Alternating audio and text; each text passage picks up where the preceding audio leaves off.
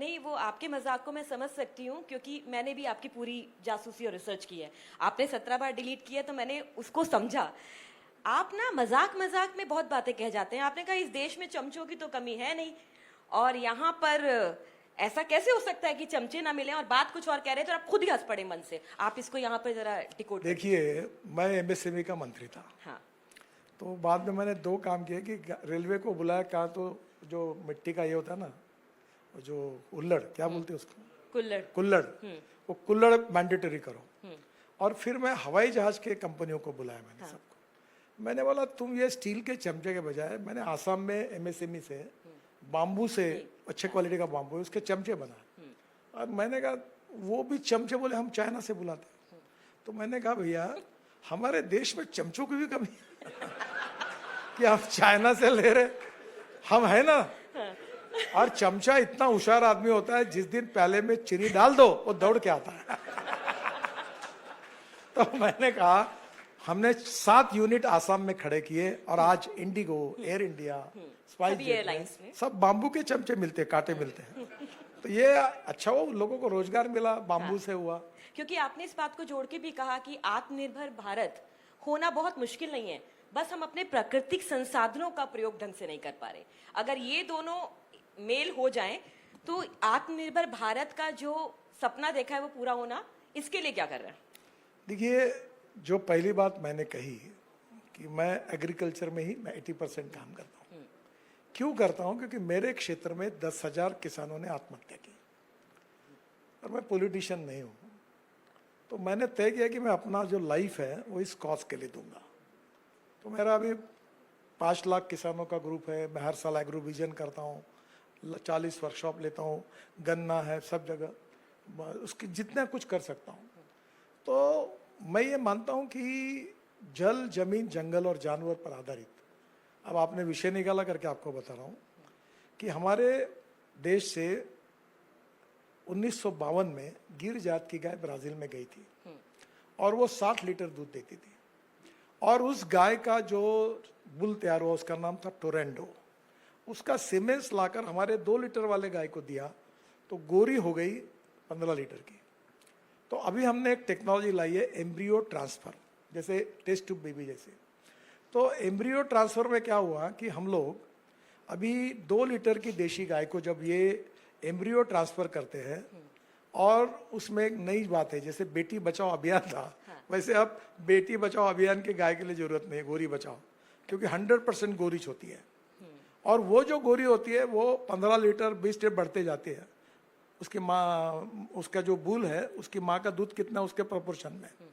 ऐसे 3 सेंटर देश में खुल गए। एक चितड़े डेयरी करके जो बहुत प्रसिद्ध है ब्रांड, उनका सांगली में था। दूसरा पवार साहब ने बारामती में किया, और तीसरा वेटरनरी यूनिवर्सिटी नागपुर में हुआ। और ये तीनों प्रोजेक्ट का उद्घाटन मैंने किया है। और अब मैं पीछे पड़ा हूँ कि हर गाँव, अच्छा इसमें एक है कि ये ह्यूस्टन है, ये जर्सी है, 3 वेत में वो भी कन्वर्ट होकर इंडियन बन जाती है। और ये इंडियन मिल्क और इसकी क्या विशेषता है वगैरह उसका अलग सब्जेक्ट है। तो अब धीरे धीरे दूध का प्रोडक्शन हम 10 गुना बढ़ा सकते हैं। तो मुझे लगता है कि टेक्नोलॉजी का उपयोग करने से फायदा होगा। अभी हमारे यहाँ बाम्बू की बात मैंने की। आपको पता है कि जो शायद इंदिरा जी प्रधानमंत्री थी तब मोहन दारिया मंत्री थे, तो उन्होंने वेस्ट लैंड पर एक बहुत रिपोर्ट तैयार किया। मैं जब हवाई जहाज से जाता हूँ तो मैंने मजाक में कहा कि बाल जिसको नहीं, ऐसे टक्कल ही टक्कल दिखता है पूरा। आप हेलीकॉप्टर में नीचे देखो पेड़ नहीं दिखते हैं। अब वो पूरी वेस्ट लैंड है, फॉरेस्ट लैंड है, उसको अगर हम बाम्बू लगाते तो बाम्बू के कारण हम इन्वायरमेंट में तो फायदा होगा ही, पर उसको ग्रास करके काट कर इथेनॉल बनाएंगे, सीएनजी बनाएंगे, व्हाइट कोल बनाएंगे, कितने लोगों को एम्प्लॉयमेंट मिलेगी।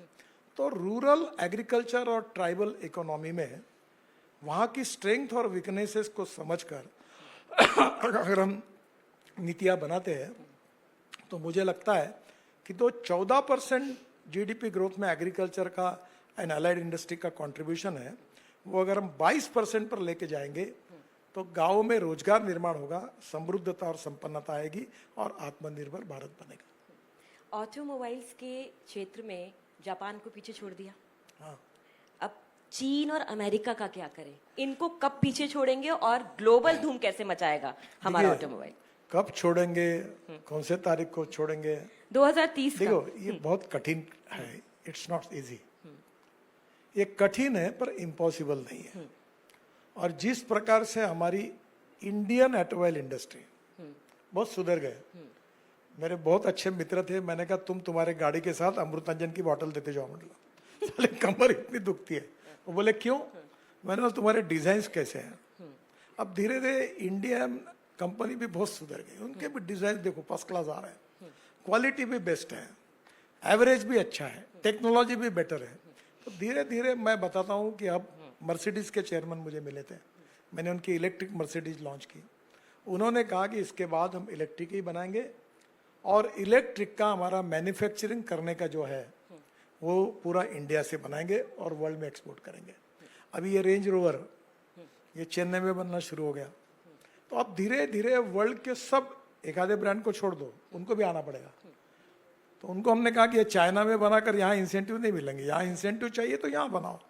तो नेचुरली सब ब्रांड आ गए, उस क्वालिटी के आ गए, और इससे डोमेस्टिक मार्केट में भी बहुत ग्रोथ है और इंटरनेशनल मार्केट में भी है।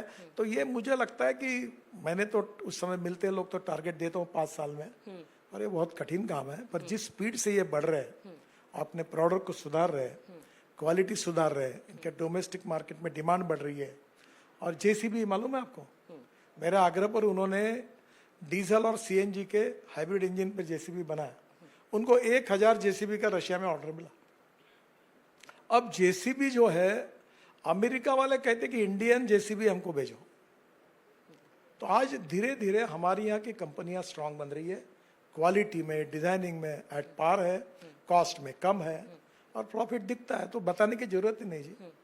जैसे हमारे यहाँ गांव में खेती में तो जो हरा घास होता है ना, वो जानवर वैसे ही चले जाते हैं वैसे जब प्रॉफिट दिखा तो इनको कोई बूस्टअप करने की जरूरत नहीं है, बराबर उस पहले हमारे से पहले पहुंच जाएंगे। और ये होने वाला है, और हिंदुस्तान आगे जाने वाला है, और वर्ल्ड में आप देखते रहो, मैं टाइम की बात नहीं कर रहा हूँ, 100% ये सक्सेस होगा। कुछ लोग दुनिया के आगे शर्त रखते हैं और उनकी शर्तें मान ली जाती है। आप ऐसे ही एक व्यक्ति की आगे शर्त रख देते हैं, एलन मस्क के आगे।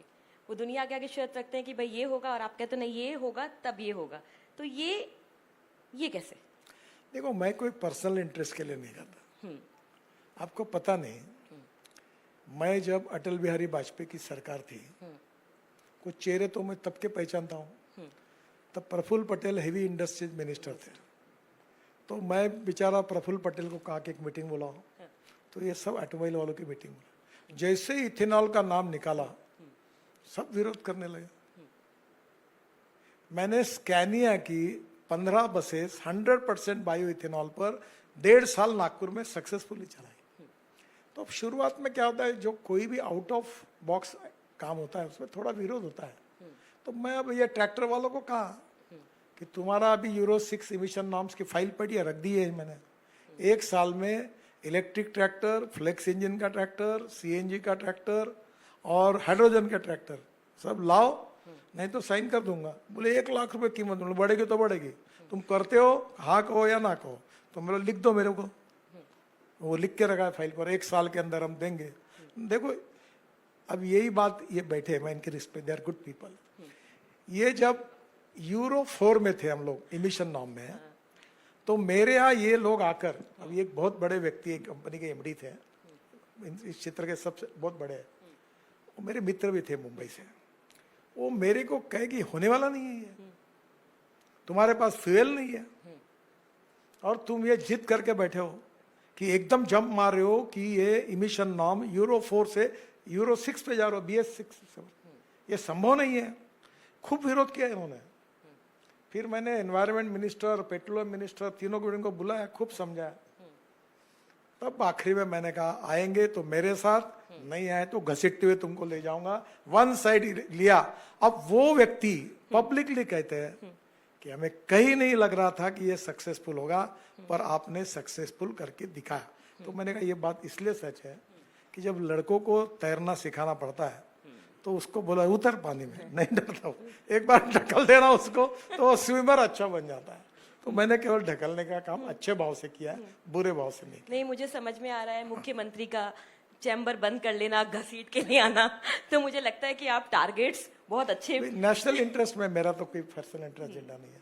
देखो 1970 से 23 झगड़े पड़े थे और हमारा 3 नदियों का पानी पाकिस्तान जा रहा था, और पंजाब, हरियाणा और कश्मीर, तो ये उत्तराखंड, हिमाचल, इनको बोला अरे भाई पाकिस्तान में पानी अधिकार का जा रहा 3 नदियों का हमारा, उसके लिए तुम कुछ नहीं बोल रहे हो, तुम झगड़े कर रहे हो यहाँ। मैंने सब झगड़े मिटा दिए और मुझे लगता है कि ये कुछ अच्छे काम के लिए कभी कभी आग्रह करना पड़ता है, मैं उनका रिस्पेक्ट करता हूँ। मैंने नम्रतापूर्वक कहा और थोड़ा कहने में थोड़ा जोर था, तो उसके पीछे बुरा इंटेंशन नहीं था। आप जितनी बार सेशंस में आते हैं, मंचों पर आते हैं, 1 साल का अंतराल ले ले तो आपकी फिटनेस बढ़ती जाती है। ये सवाल सबके लिए। आप खाने पीने के बहुत शौकीन हैं और मैंने ऐसा सुना है कि 7 बजे के बाद लोग सोचते हैं कि डाइट करनी चाहिए, आप सोचते हैं कि आज कहाँ किस होटल में खाया जाए और क्या खाया जाए। ये फिटनेस का कोई फॉर्मूला सबको बता दीजिए, क्योंकि सब स्ट्रेस में रहते हैं। देखिए मेरा वजन अभी 47 किलो कम हुआ है, पर उसमें थोड़ा बैरेट्रिक सर्जरी हुई, पर मैं आज फिट हूँ। इसका पहला कारण यह है कि मैं रोज 2 घंटा एक्सरसाइज और प्राणायाम करता हूँ, आज भी किया हूँ। और मैं 8:40 का अगर हवाई जहाज पकड़ना है तो भी 2 घंटे करता हूँ नागपुर में। तो पहली बात तो ऐसी है कि मेरे इतना अनऑर्गेनाइज, डिसिप्लिन तो थी नहीं मेरे लाइफ में, और मैं ढाबे पे खाता था, इधर खाता था, उधर खाता था, ऐसे ही मेरा लाइफ गया। क्योंकि मैं बीजेपी का काम करता था, तब परिस्थितियाँ अनुकूल नहीं थी, तो ऐसे ही मेरा लाइफ गया। अब मैं लोगों को कहता हूँ कि हेल्थ इज़ वेल्थ, और कोविड ने मुझे सिखाया। मेरा एक नज़दीकी मित्र का डेथ हो गया, तो मुझे बड़ा दुख हुआ। तब मुझे कहा कि देखो अगर मैं ध्यान नहीं दूंगा तो 8-10 साल में ऐसे ही होगा। तो मैंने फिर अभी इतना किया कि मुझे अमिताभ बच्चन हर बार कारण बोलते, अभी कल मुझे और एक बड़े व्यक्ति आए थे, उन्होंने कहा कि समझ में नहीं आ रहा, तुम हर बार मिलता हो तो यंग दिखते हो, क्या कर रहे हो? तो मैं प्राणायाम करता हूँ, फिर मैं एक्सरसाइज करता हूँ, और मेरा एक्सरसाइज करने वाला जो मेरा ट्रेनर है वो जैकी श्रॉफ का लड़का है ना, उसका नाम क्या है, टाइगर श्रॉफ, उसका ट्रेनर है। मैंने उसको कहा मेरी बॉडी टाइगर श्रॉफ से अच्छी बना दो। तो अभी मैं वो तो बन नहीं पाएंगे क्योंकि मेरे उसके एज में फर्क है, पर मैं अभी काफी कर। दूसरी बात, मेरी नियत में खाने में फर्क नहीं पड़ा और खाने में कम हुआ। अभी मैं एक समय 6 आलू बोंडे या 6 समोसे खाता था, अब 1 खाता हूँ। अच्छा। और रोज रात को मैं, आज भी मेरा डेली कार्यक्रम यही होता है कि रात का खाना, मैं आज कहाँ जाना, कहाँ खाना, मुझे बहुत बार पूछते लोग। तो मैं सुबह, मेरे यहाँ 4 शेफ है, और रात कितने, सब पूछते कल क्या, तो मेरा ऐसा मेनू चार्ट है पूरा। तो फिर मैं देखता हूँ लिस्ट, और फिर बोला आज ये करो, कल ये करो, तो फिर वो बना दे। मतलब आप सबको ये याद रखना है कि प्राणायाम करना है, ये लिस्ट। एक बात मैं कहूँगा, और मेरी बात पे विश्वास रखिए। देखिए जो चीजें आपके पास है, सत्ता, संपत्ति, सौंदर्य, ज्ञान, ये समय के साथ खत्म होने वाला है। हेल्थ ये वेल्थ है। पहली प्रायोरिटी अपनी हेल्थ को दो। आप कितना भी पैसा कमाओ, कितना भी नाम कमाओ, पर अगर हेल्थ खराब हो जाएगी तो कोई काम की नहीं। तो पहली बात, आपके हेल्थ को पहले पर। मैं जो प्राणायाम करता हूँ वो मैंने सोशल मीडिया में डाला, अभी तक 3-4 करोड़ लोगों ने उसको देखा, और अनेक लोग उसको फॉलो करते हैं। मैं फुगाता हूँ, वो जो उड़नी जैसा बांध के करता हूँ, तो लोगों को बहुत फायदा हुआ है। और जो भी आपको करना है उससे करिए, पर हेल्थ को अच्छा रखने में बहुत जरूरी है। टाइम्स नेटवर्क से बात करने के लिए बहुत बहुत धन्यवाद। Thank you very times much. के मंच पर। Thank you. Ladies and gentlemen, तालियां रुकनी नहीं चाहिए। Rama, thank you very much.